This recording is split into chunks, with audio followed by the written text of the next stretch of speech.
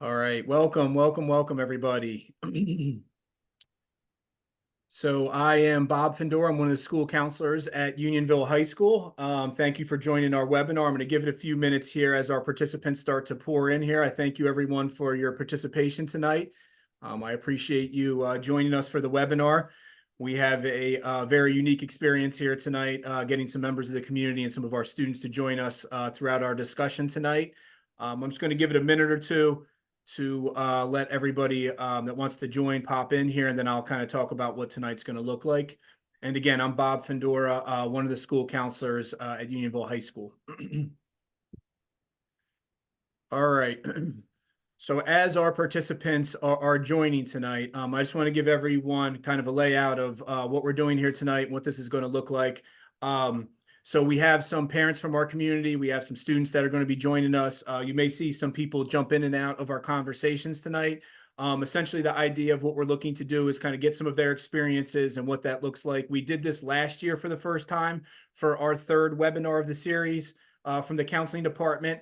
And it was really successful. We had a lot of positive feedback, and a lot of individuals talked about how they really appreciated some of what we were bringing up last year and some of the topics, and really how honest some of our parents and students were during our webinars, especially the last one last year. So we're going to bring that back tonight and have a panel of parents and students here tonight that will talk about a couple different topics.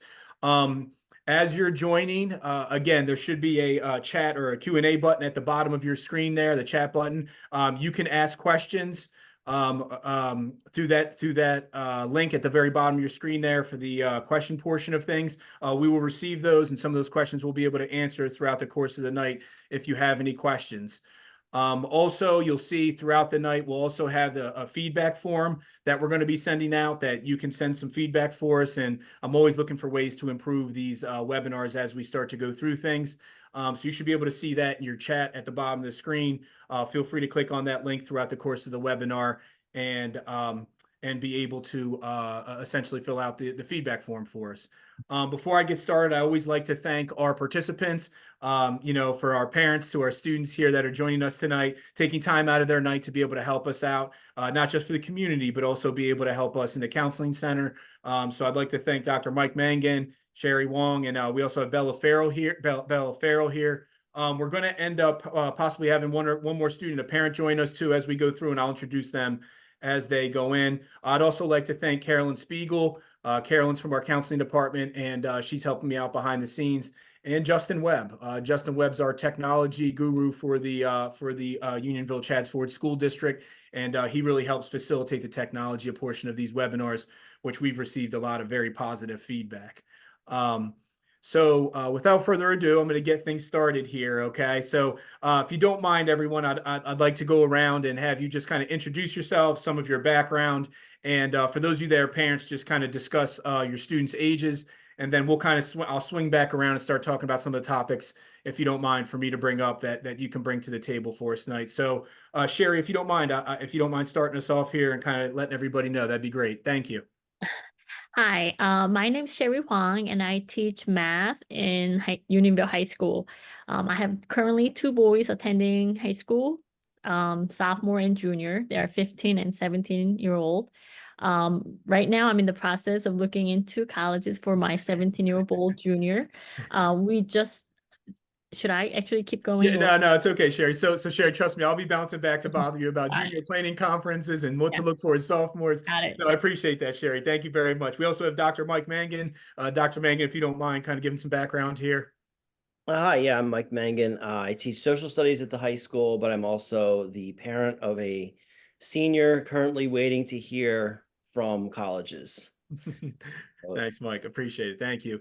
And we also have one of our students on. One of our students is Bella Farrell, and Bella's been fortunate enough to join us after I bothered her a couple of times because I really think she's a great fit for this webinar after I've been doing these for a while, and she has a lot to bring to the table. So Bella, if you just don't mind introducing yourself, any siblings you've had at the high school level, and any background you can share about activities, clubs, anything you're involved in. Yeah, I'm Bella Farrell. I'm a senior at Unionville. I've had two brothers go through the school. They're both at College of Charleston. One is a junior there and one is a freshman. I'm involved in Youthon and Best Buddies, and yeah, I'm going through the whole college process right now too. So. Thank you, Belle. That's awesome. I appreciate it. Thanks for the background. So as I mentioned, everybody, as I start to jump into things here, we have a couple different topics we're going to talk about tonight, but this is a little bit more of an open forum. So again, anyone in the community, if you have any questions, anything that's been kind of itching to get into, get an answer for as far as college planning goes, feel free to enter that in the bottom there. Like I said, you should have that Q&A or that chat button at the bottom of your screen there. You can ask that and we'll be able to facilitate some answers for you hopefully tonight and be able to help out.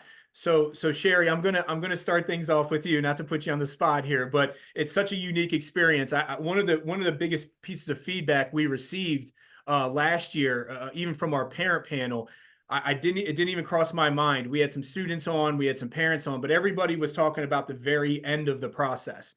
What was their decision about? What did it look like? I had some families discussing, I had some parents talking about what their child went through as far as different majors. We touched on a lot of different topics, but you came to mind when I was thinking of the feedback we received from last year of kind of what does it look like in the 10th grade year and what does it look like in the 11th grade year. Sherry, just anything you can remember from essentially the junior planning conferences with your son and just kind of a little bit of background on that, any topics about that, and I'll swing back and kind of talk a little bit about maybe what we do in 10th grade also, if that's okay. Yep, sounds good.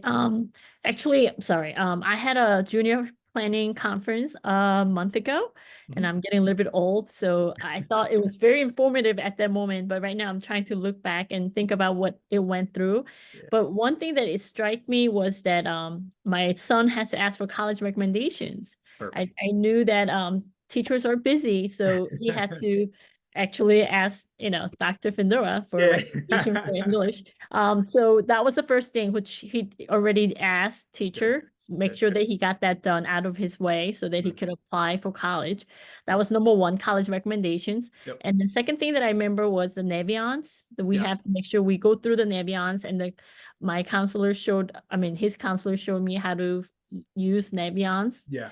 And we talked about college essays. Yep. And I found out that my son already been writing essays in his English class. So it was very helpful, and talked about extracurriculum and etc. So it was very good meeting to make out the plan. Sherry, you touched on the biggest pieces that we talk about frequently in the junior planning conference. So those of you parents are out there that have potentially upcoming juniors for next year, parents that are going through it now, usually we tend to hold the junior planning conferences. We start them usually typically sometime at the end of February there, carries over into March, depending upon the time frame. And the family gets an invitation, student gets an invitation through email, through Power School. And the reality of it is that there's really those three pieces that we tend to talk about. And again, it could vary because the junior planning conference could be a little bit more specific per child. So I don't want to make it seem like this is how every single junior planning conference goes. But the big topics we touch on that what colleges and universities are going to look for is that a lot of families think, oh, we hear about the essay, we hear about college essay, we hear about college essay. I believe we touched on the college essay in our last webinar here last month. But the reality of it is that, yes, your children are going to be working on their college essays in their English classes in their junior year. And it really doesn't matter the level, whether they're in advanced placement, honors, academic, even first level touches on it. It's really covered at length in their English classes. So it's almost I doing this for years. I've been able to see almost like a big relief come off the parents' face of like, oh, this isn't something we're going to have to worry about all summer. There's always some things that could be touched up upon and things that could be edited, but our teachers spend a lot of time on that, improving that type of writing for our students before they leave their junior year. So once they leave, they have that in their background. Sherry, you mentioned those letters of recommendation. You're exactly right. That's something we stress upon to students. Some students don't quite understand that the process with letters of recommendation. During their junior year, typically in the spring right now, is when they want to have a conversation with the teachers they're thinking about asking for letters of recommendation. Sherry, I get questions all of the time about, well, Mr. Findora, should they be asking an elective teacher, a core teacher, an English teacher, a math teacher, a science teacher? That is very, very specific to the institutions and what they're looking for.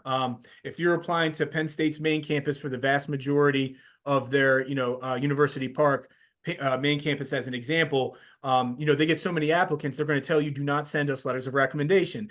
And if you apply down the road down here in Philadelphia to Drexel, they'll say, hey, we'll take up to 5, right? And so at that point, it could be very different with what it looks like. And that portion of things varies. But I always tell students, you're going to want to have those letters of recommendation regardless, depend upon what the school is going to look for. I would say the majority of schools are looking for 2 teachers and a counselor. We as counselors write letters of recommendation for students also. And typically those 2 teachers, I would say I would see more often than not, they're maybe looking for some of the core teachers. But if a student's going into a particular major like business or something along those lines, art, they may look for those teachers for electives also. So having that conversation now in the spring and just getting it on the teacher's radar and making sure they're on the same page is really important because, as you mentioned, they are teachers are very busy. So the topic when it comes to letters of recommendation that I want to clear up for our community too, and even parent sharing when we go through this with parents in the junior planning conference, I want to be very clear about this. There's something called the Family Education Rights and Privacy Act, and that's your FERPA rights as a student. Okay, FERPA rights as a student. When I bring this up in the junior planning conference, and Bella could probably laugh about this because I did this with all her siblings, it sounds like some very serious legal term that we're bringing up. But the reality of it is that the colleges and universities are asking students to waive their rights, their privacy rights when it comes to letters of recommendation, and really let us as counselors have the ability to send transcripts and letters of recommendation directly to the colleges and institutions, which is what they want. So that gets to be a little bit confusing for families. They think, hey, I want to see the nice things the teacher's saying or the counselor's saying. When you waive those FERPA rights, which again, I've been doing this for almost a decade now. I've not had a student not waive their rights or have a problem with it because that's what the institutions want, colleges and universities. Essentially, that's the idea behind letters of recommendation. And again, checking the admissions website, they'll tell you what kind of letters they're going to want from that standpoint also. So that's a big piece. Sherry, the last thing I would bring up, and I don't know if you've been able to do this yet because we're still a little bit early in the process, but we also bring up in the junior planning conference college visits. And kind of what that looks like a little bit and getting your feet on the campuses. And as parents, I know it could be exhausting. And as students, you want to try to visit as many schools as possible. I'm constantly hearing from students, but Mr. Findora, I don't want to miss a stay at school for this or for that. I want to travel and go view these schools, but I don't want to miss too much time in school. Spring break, weekend, summer, you can still go to visits. And we talked about college visits in one of our prior webinars, but that's another piece also. But Sherry, that's a big piece. Sherry, we don't typically meet with the families as counselors in the 10th grade conference. We're actually just starting our 10th grade conferences right now. Do you know if your son has been able to meet with his counselor for the 10th grade conference yet, Sherry, at all? I don't think he did yet. Yeah, No. we just started those now. But I will say to families out there, just as a heads up to everybody, when we're holding our 10th grade conferences for 10th grade students, we'll cover some of the requirements from Pennsylvania Department of Education, whether it's Keystones. There's something called the Career and College Readiness Artifacts. That's on our Counseling Center website. That's a requirement from the state. I'm not going to get into great details about those. They're on our counseling website. We cover those. But what we also cover in a 10th grade conference is essentially course selection, which is big for the junior year, getting them ready for what classes they're going to take in 11th grade. And then the last piece of it, we talked about this in one of our prior webinars. We talked about a plan for SATs and potentially ACTs. Now, Sherry, did your older boy, was he able to take the SATs or ACTs, or does he plan to? What does that look like? He's gonna take it in May. Got it. Okay. First Perfect. one in May. Yes. Yeah. Dr. Mangan, if you don't mind me asking, while we're on the topic of SATs or ACTs, Abby, did she end up taking the SATs or once or twice? Yes, Or ACT? What did I that think look like? twice she took the SATs. Okay. Yeah. Mhm. And so with taking it twice, we tell families a lot of times, you'll see a lot of schools, colleges and universities, they do what's called the super score, meaning they'll take the highest your reading and writing and the highest your math from the 2 scores. And that's a super score that you can report to the schools. Bella, did you end up, remind me, did you end up taking the SAT and ACT or ACT, and what did that look like for you?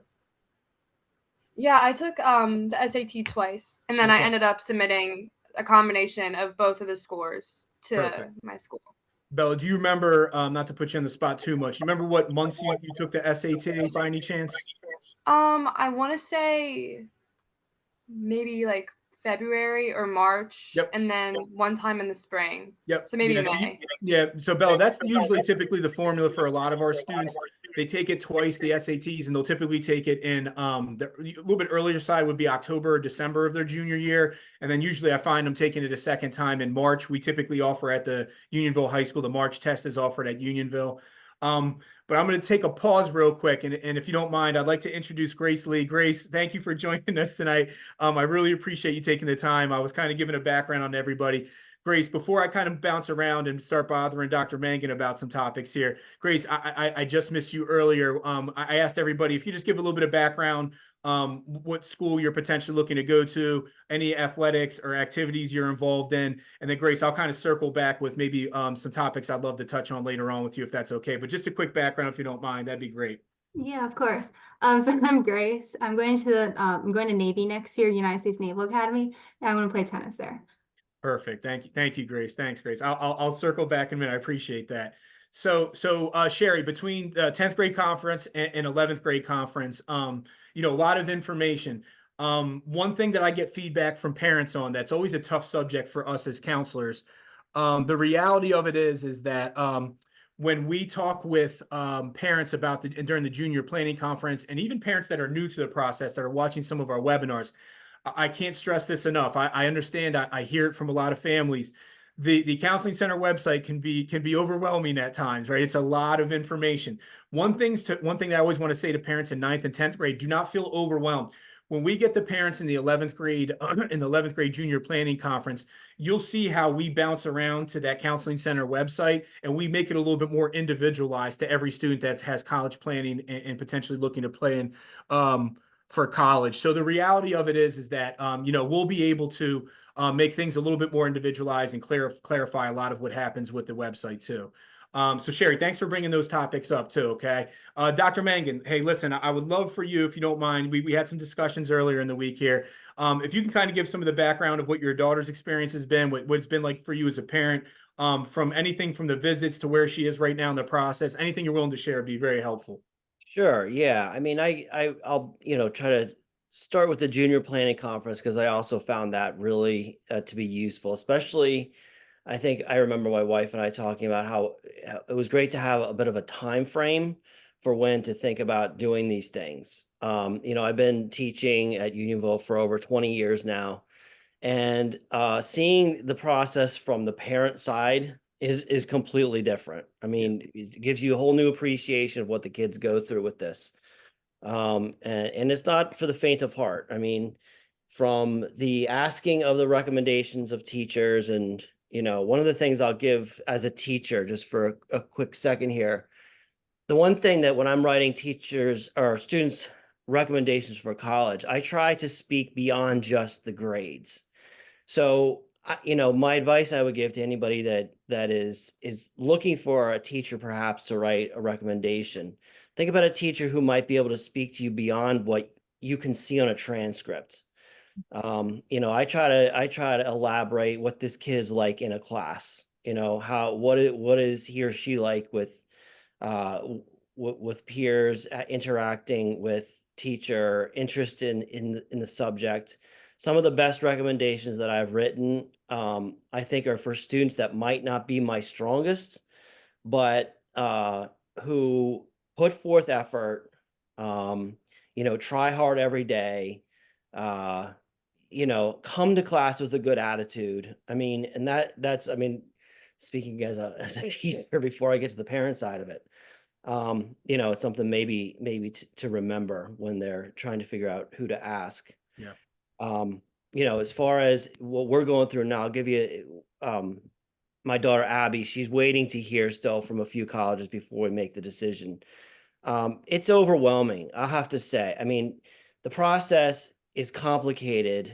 The counseling center does a fantastic job, I just have to say, and trying to, they're always available for help, and we've really appreciated that. And the whole process is complicated. There's the admission side, but there's also the money side, the financial side. And really, I mean, what we've done is just sort of section out, a few hours every week. I mean, sometimes it's more than that. And just like, here's something we need to figure out how to do. And, sit down and spend time really doing that. Yeah. When she actually got to the process, got to a very large list. My daughter is very undecided in many ways. She doesn't know exactly what she wants to study. She doesn't know exactly, and it is a difficult thing. I remember, touring colleges and trying to imagine what it would be like to be at a college when you've never really been at a college. And I remember once touring a college, and the tour guide is speaking in high regards of an MBA program that they have at this college. And I said, Abby, do you know what an MBA program is? She had no idea. Yeah, sure. So like there are these, Yep.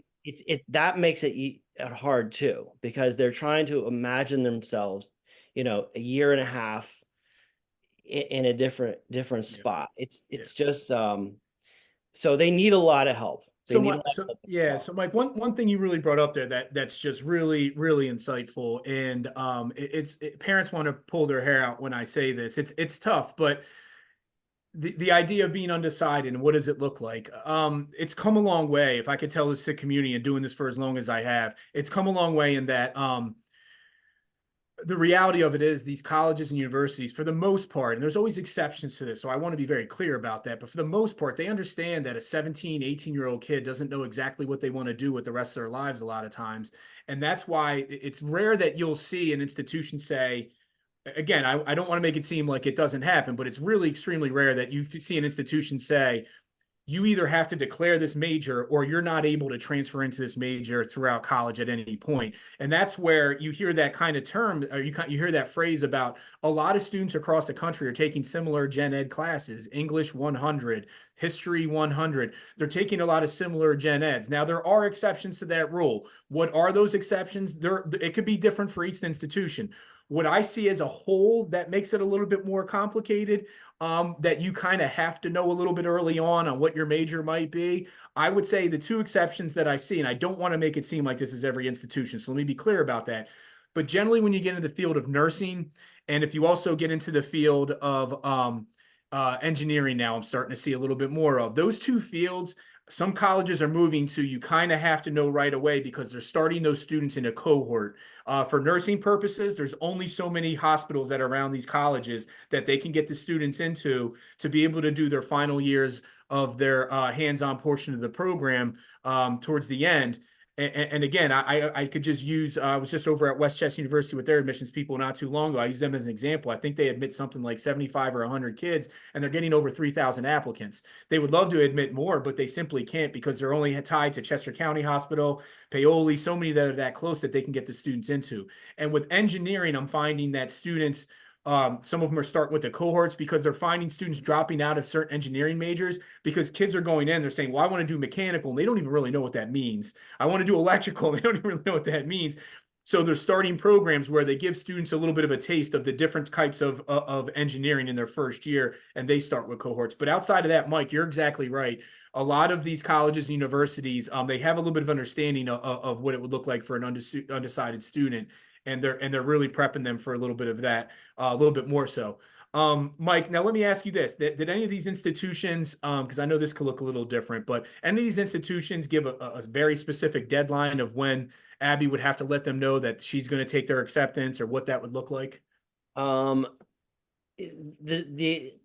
process, you know what, I'm not exactly sure. I mean, I know that it's been very delayed because of the FAFSA. Perfect.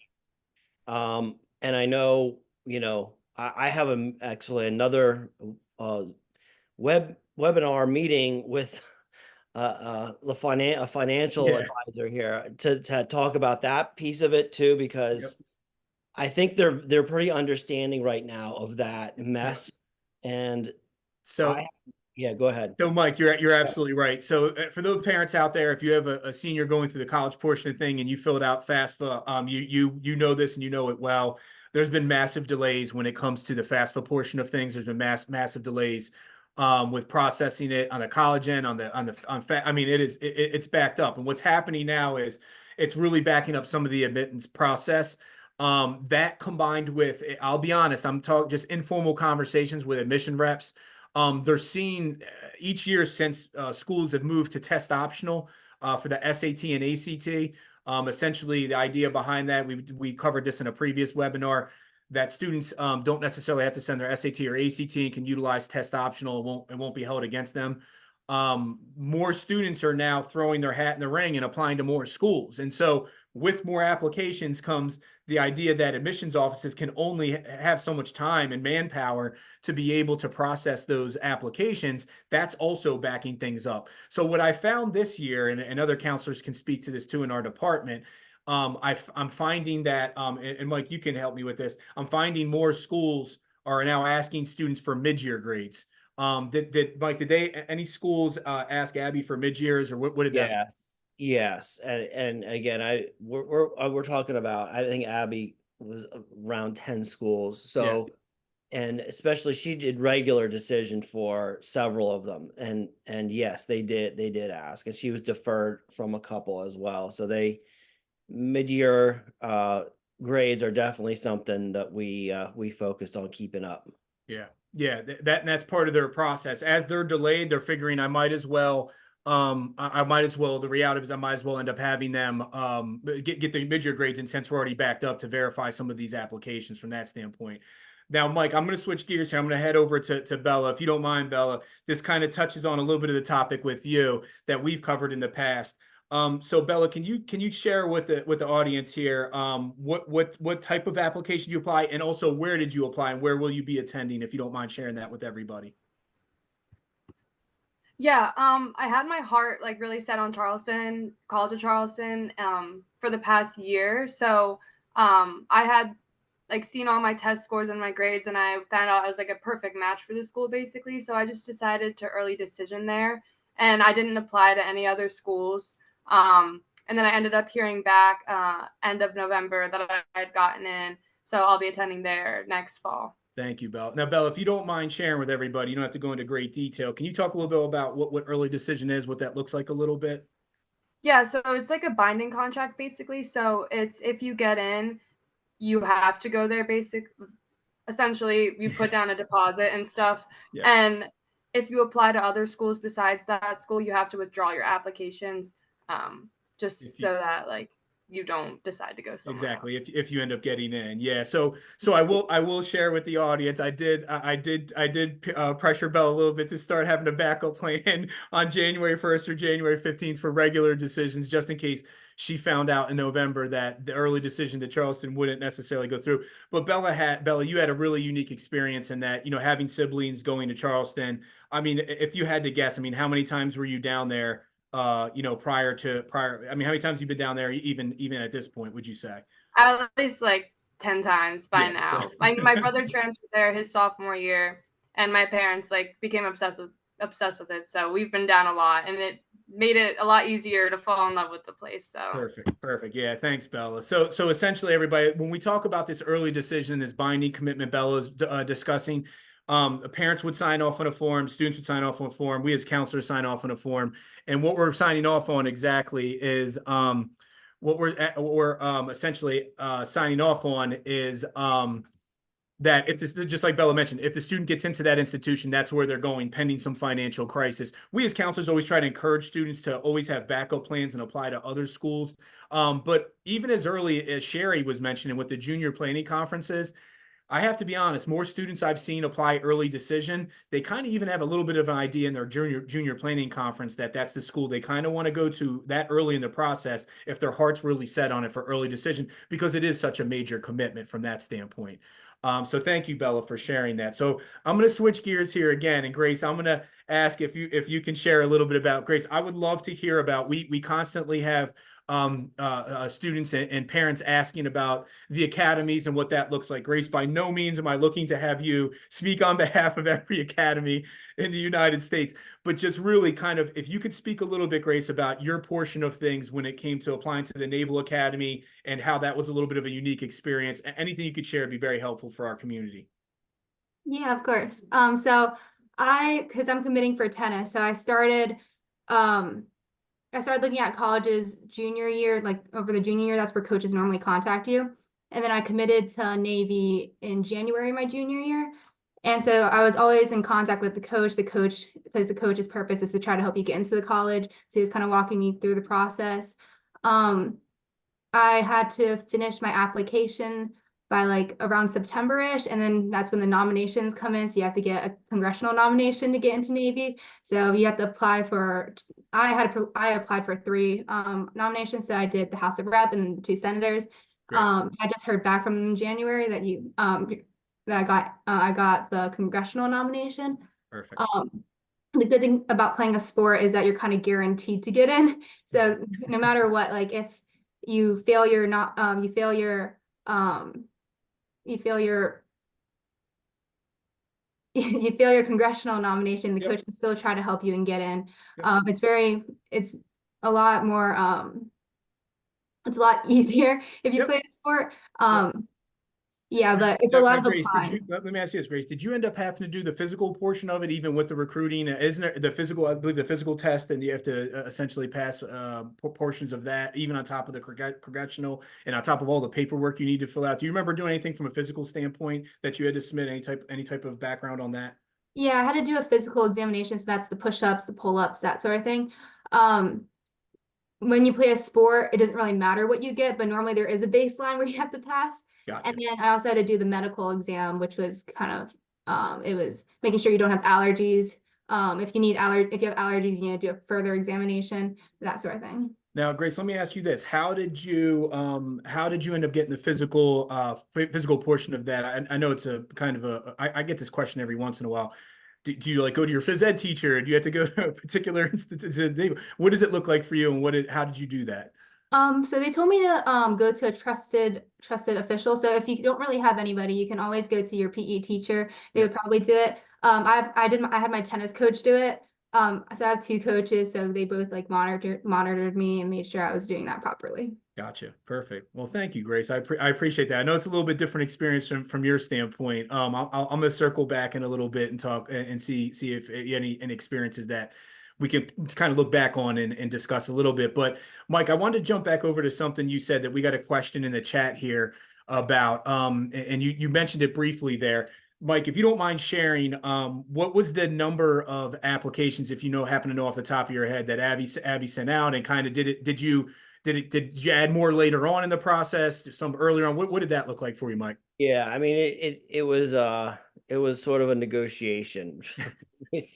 There are probably about 10 schools that she applied to. Yeah. And again, I think that comes down to, she wasn't really sure what she wanted. I mean, even in terms of city versus, a small school versus big school, we were kind of all over the map. So we kind of looked, we kind of looked in, maybe a couple small schools, a couple schools that are in cities. I'm not suggesting this process to anybody, but we sort of had groups. I think we sort of thought about it in groups. Yeah. But she was not opposed to doing all those applications. So yeah. And Mike, I'll touch on that a little bit about the feedback and sharing. We typically bring this up in the junior planning conference, and Bella, I'll ask you also. I mean, Bella, did you end up utilizing it? And I can't remember back. Did you end up utilizing the common application to fill out for Charleston? Do you remember? Yeah. Yeah, Yeah, I did. Okay. So the idea behind this, just so everyone knows, is that and Sherry, you probably had this mentioned in the junior planning conference, and Mike, I'd imagine Abby used the common application also, correct? yes. Yeah, so for families, the common application essentially is this very large program that, the reality of it is you can upload your essay, upload your background information. A lot of your general application information can sit in this common application program, and then it's really a little bit adjustments here and there to the different schools, but it's one click and potentially an application fee to the hundreds of colleges and universities across the country that utilizes the Common App. And you could start the Common App, and I always share with families, it's important to know, you could start the Common App as early as August 1st during the summer to really get the ball rolling ahead of time and get out in front of things. Not every school is going to necessarily use the Common App, but it does save time, because years and years ago, you had to take all your application information and send it individually to every single school, and that was extremely time consuming. Common Application kind of saves time with some of that, and really helps from that standpoint too. So I'm going to introduce Mandy. I don't know if you could pop your video on here. So I'm going to introduce Mandy to everybody. This is Mandy Quinn, everyone. She was able to join me a little bit late. I asked Mandy to join us. She has a very unique experience. I've been trying to trying to get a hold of for years here, and Mandy's willing to share some of her background with her child, even her children, with us. Mandy, I asked everybody earlier if you could just give a little background, how old your children are, where they go to college, just basic background about you, and then I'll kind of ask some questions if you don't mind that you can share with the community. Okay. Sure. Perfect. Hi, everybody. Sorry I had to sign on a little bit late. My name's Mandy Quinn. I teach at the high school. I've been there for 8 years. I was at Patton Middle School for 15 years before that. I'm health and PE. My daughter is a sophomore in college. She's currently at Johnson and Wales University in Providence, Rhode Island. She's in their culinary program studying to be a chef. She also plays field hockey for them. They're a Division III program.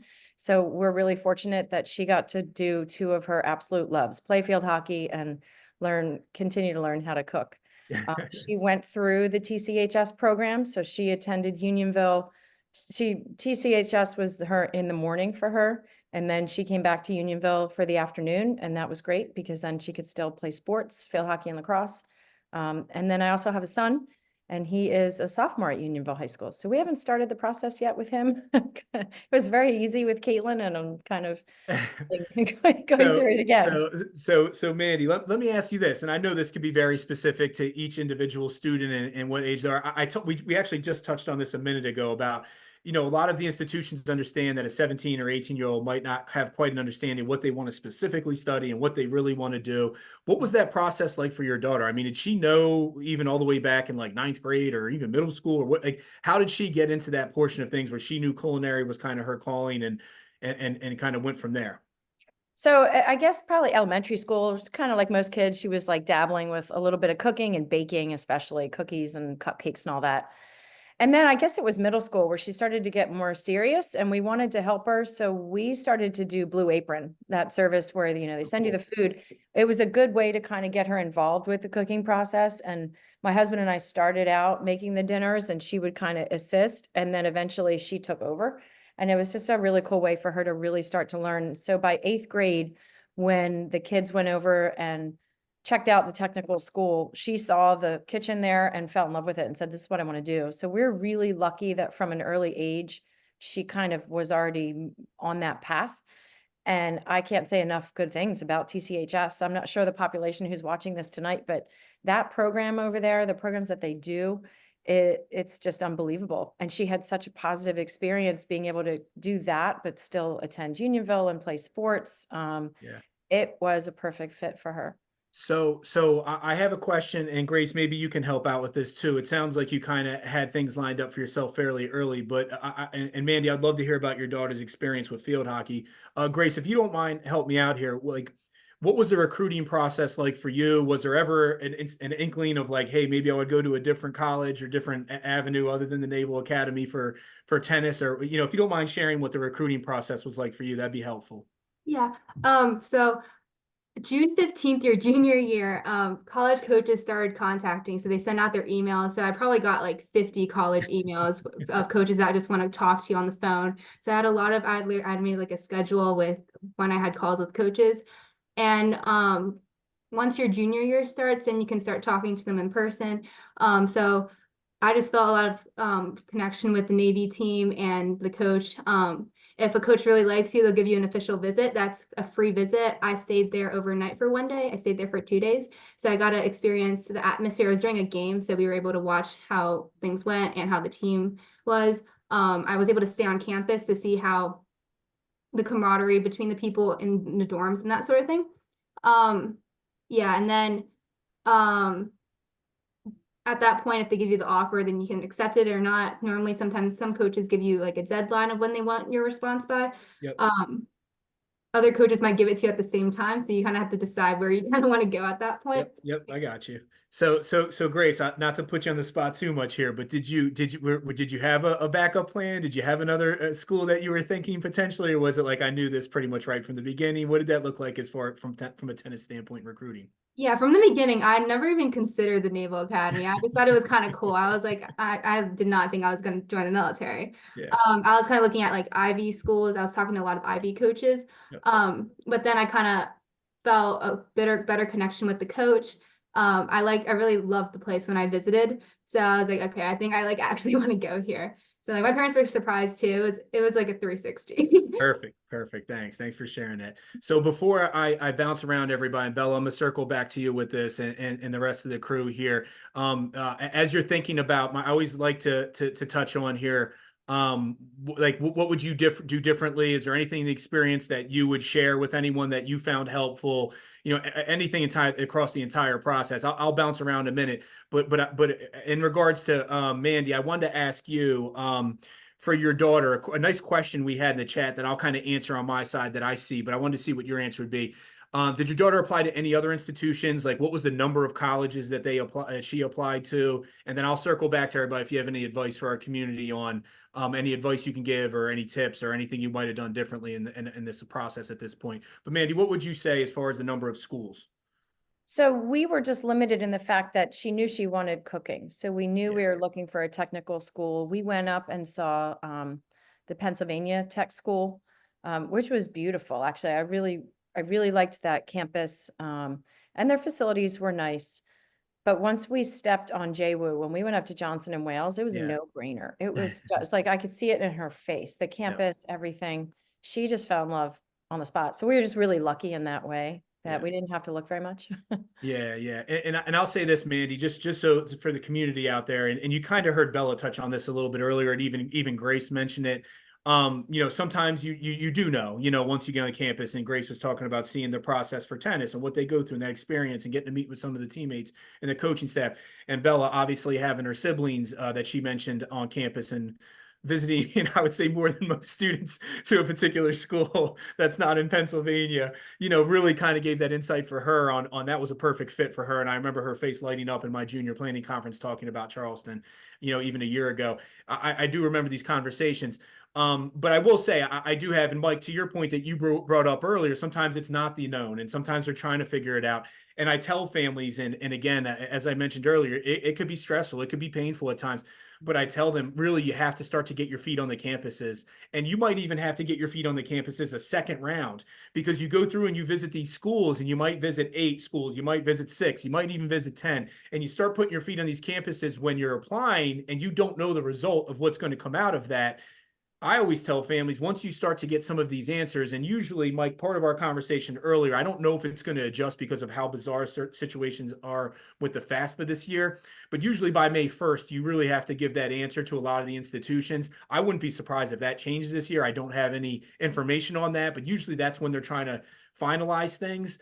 But I will say that I'll have families getting answers here late March, beginning of April, and it changes things for them. They might have been waitlisted.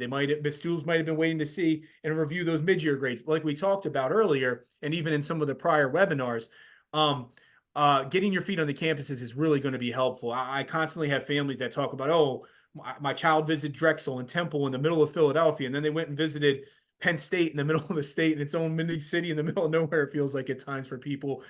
They knew right away which one they kind of want to gear towards, and that kind of started to settle things. But I would generally say, to the question that came in the chat for us as counselors, I would say we probably see somewhere between 6 and 8 applications. Like I said, it's a little more now, I think, than in past, but it's somewhere around there. But it really varies per the family and what they're comfortable with from that standpoint too.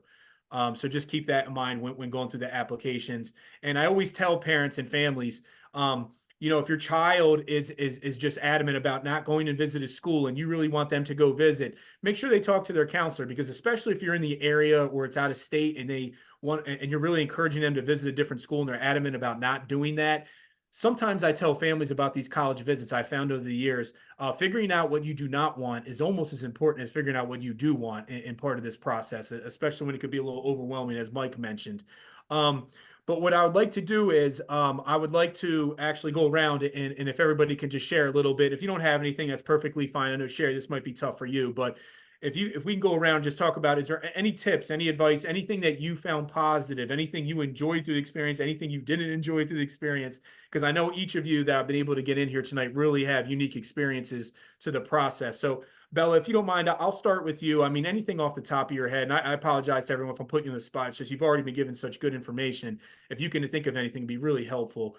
Bella, anything you would be able to look back on and say or provide to us as far as the webinar goes? Yeah. Well, things that I found really positive about applying to colleges, I think that our English teachers made it pretty easy last year, like what we were saying earlier, writing your letter pretty early on. Because I just used the letter that, or the, what's it called? The essay. Yep. I used my essay that I wrote in school. Yep. And I used that to apply to the college, to my college. So what everyone also- doesn't know about this is that Bella's current English teacher, and what she's referring to, is actually my wife in the English department. So I think Bella's still trying to score some points with me a little bit here. So I do appreciate that, Bella. Thank you very much. But she's right. You're right, Bella. Thanks. Yeah, that's awesome. Talking about that essay and how that's already sitting in your lap before you leave. Sorry, I didn't mean to interrupt you there, but I couldn't help myself. you're Go ahead. fine. I apologize. And some advice I could give is definitely like what you said, figure out what you don't want, because there's so many different things in like cities and small towns, or like kind of in the middle of nowhere, like you were saying. Also like a big school, a small school, like Charleston doesn't have football. And for a lot of people I know, that's like immediately no, like, but for me, I was like, oh, I don't really care. And I didn't want a huge school. I mean, there's less than, it's a pretty small school and it's in the middle of a big city, which I like. I know that's kind of turns a lot of people like off and they don't want that. But like knowing Penn State, like I could never see myself there because it's so big, kind of in the middle of nowhere too. And figure out what you don't want, I think, is probably the most important, instead of going to what you know that you want. Yeah, that's awesome. Thank you, Bill. I appreciate that. So Grace, you kind of touched on some of this earlier, but is there anything that you could share with the families? And I know you have a very particular experience, not just with recruiting, but also going to the Naval Academy. Anything that you would share if any students are potentially looking to apply to academies, or anything from a recruiting process, anything that you have for us that'd be helpful from your side? Yeah, I can definitely speak on like the athletics portion.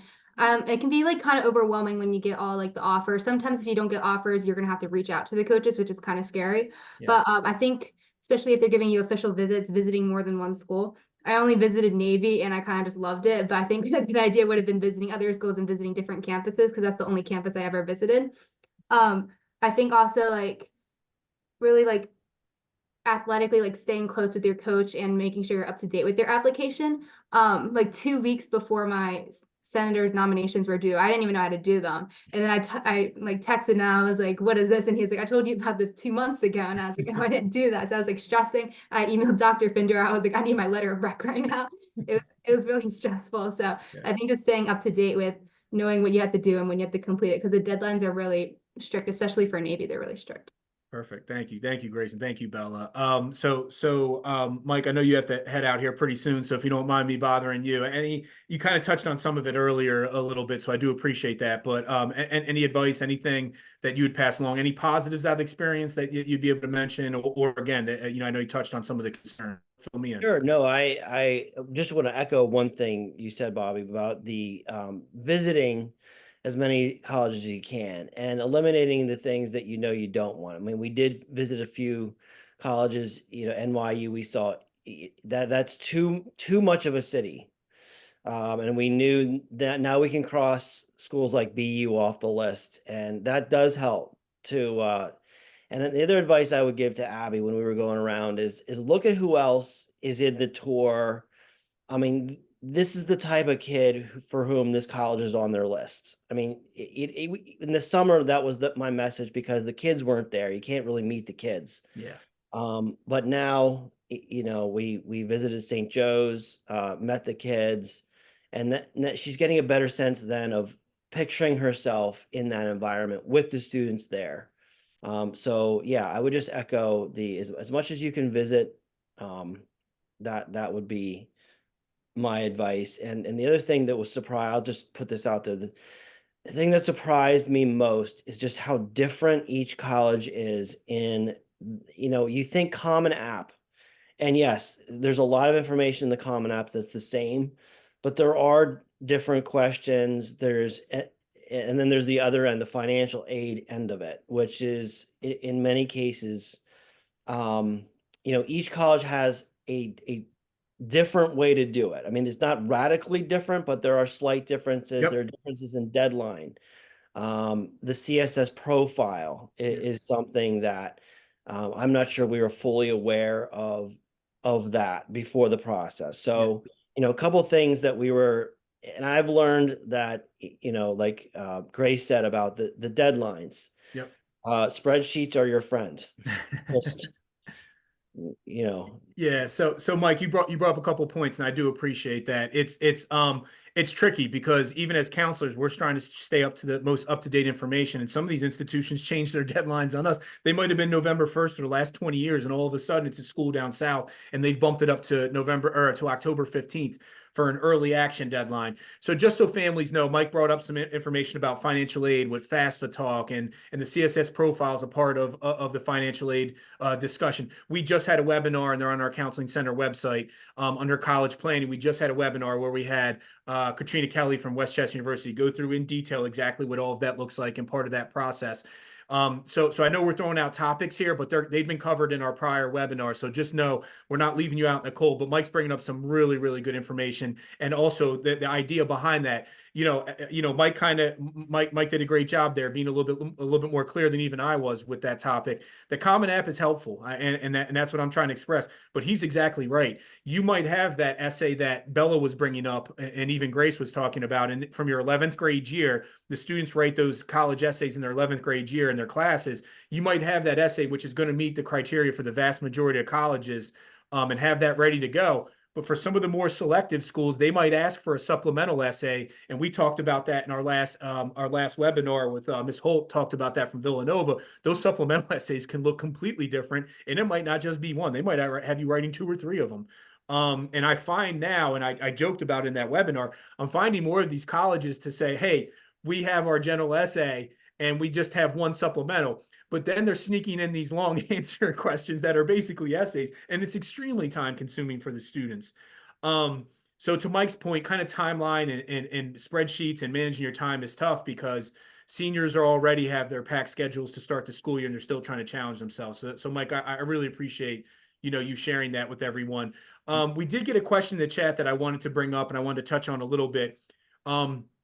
I have some parents asking about specifics about very particular programs or very particular majors and kind of how to start the search from that standpoint. Sherry brought this up that we talk about it at length in the junior planning conference. Naviance is a program that's on the Counseling Center website, and all students in Unionville High School have access to their account. Their username is their school email, and then they set their password. The Naviance program is essentially a career and college readiness program that prepares students for once they graduate after high school. And we utilize that program each year from 9th grade to 10th grade, 11th and 12th. We utilize the Naviance program to assist students in college planning. So one of the big topics that gets brought up is how do I start doing some of these searches? If you tap on that college tab in Naviance, you'll see there's a super match program. There's a way to compare schools. There's tons and tons of information in the Naviance program that's going to be very specific about all the colleges, universities. And then again, I would encourage parents from there to go on to the admissions websites for these different schools, because they're going to have very clear instructions about how to apply. They're going to have very clear instructions about their applications as far as the different majors and what to expect and what that looks like also. Okay. So that's something I've been getting a lot of questions about. I wanted to make sure I was able to clear up. Mandy, if you don't mind, I kind of been bouncing around a little bit here. Anything from your side of things of doing differently? Any positive feedback? Anything that was a struggle? I know you touched on it a little bit of that earlier, but anything on your side before I bounce over to Sherry? I think because she landed on her dream school as only the second place that we saw, I was nervous and I still wanted her to see a couple other places. We went out to IUP and I still wasn't sold. I wanted to make sure that she really felt it in her gut. So I was glad that we did still look at some other places. And I think Mike is the one who mentioned we saw it over the summer, so nobody was on campus. And again, I wanted her to get a feel and I wanted her to meet the team and the coach. So we went back when school was in session.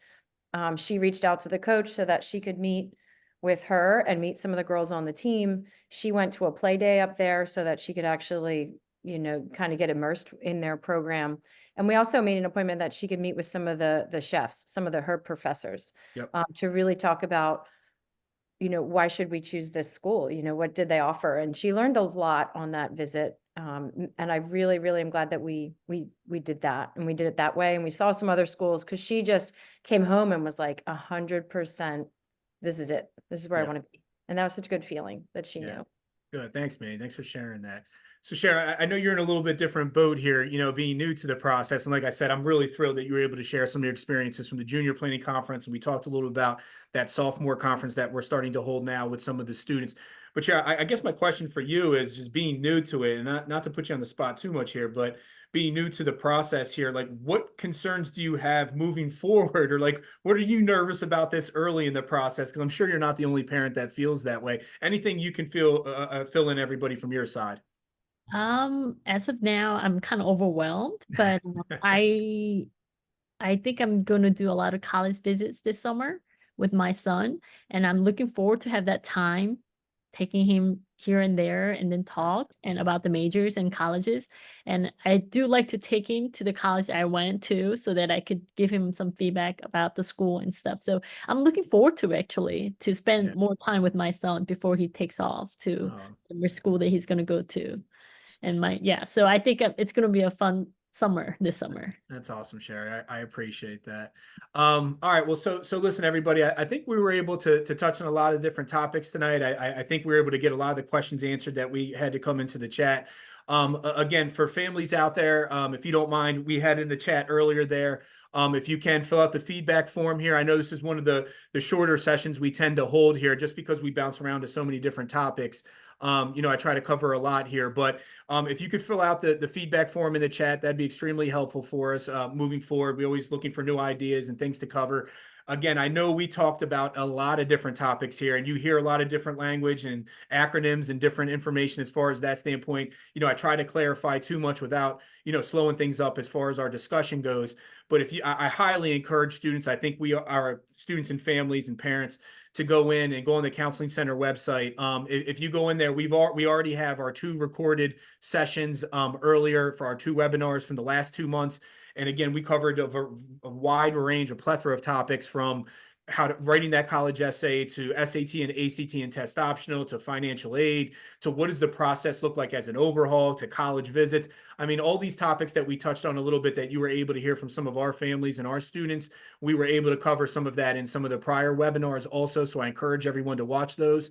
I also encourage students and parents, just simply go on our Counseling Center website under college planning. We have an entire junior year planning guide on there that's dedicated to a lot of this information. And to Sherry's point, it becomes overwhelming. But as you sit down with a family, one of the things that Mike brought up that I really, really liked, and I find more and more families doing, it can be really overwhelming. But setting aside just maybe that once a week or once every other week, and setting that time aside for a family to sit down and discuss as a family, I find that to be extremely helpful, because if you're asking your child about these questions and what their opinion is on things every single day, it becomes absolutely exhausting for them, because you're not the only person asking them those questions. When they go to their friend's house, their friend's parents are asking them those questions. When they're sitting at the lunch table, they're talking about it. When they're seniors, it could be overwhelming for them. And so setting aside that time kind of really manages things. And I appreciate Mike sharing that, because I find that to be really successful for families too. So that's something to take in consideration. And then, as always, I always finish this up with just thanking our participants. Again, everyone on here is taking time out of their day, and really is helpful for our community and helpful for everything we did. Grace and Bella, I know you have a million things you could probably be doing right now. So I really appreciate your insight. We've already started to receive some positive feedback in the chat for both of you, and both of you are extremely impressive. And thank you for helping us. Mike, Mandy, and Cherry, again, very different insights that's been extremely helpful. Each of you have been able to pull some insights and give some feedback to our community that I think would be really helpful moving forward. And then again, I'd just like to thank Carolyn Spiegel and like to thank the community. I'd like to thank Justin Webb. As I mentioned at the beginning, without all of you out there as participants and asking these questions, it makes it really makes these webinars really successful, and a lot of families really give us a lot of positive feedback and makes it all worth it. So thank you again. All right, again, I'm Bob Findor, one of the school counselors at Unionville High School. I'm going to wrap this up. This recording will be posted within the next about 48 hours on the Counseling Center website for everyone. Thanks again. See you later, everybody. Thank you. Wow.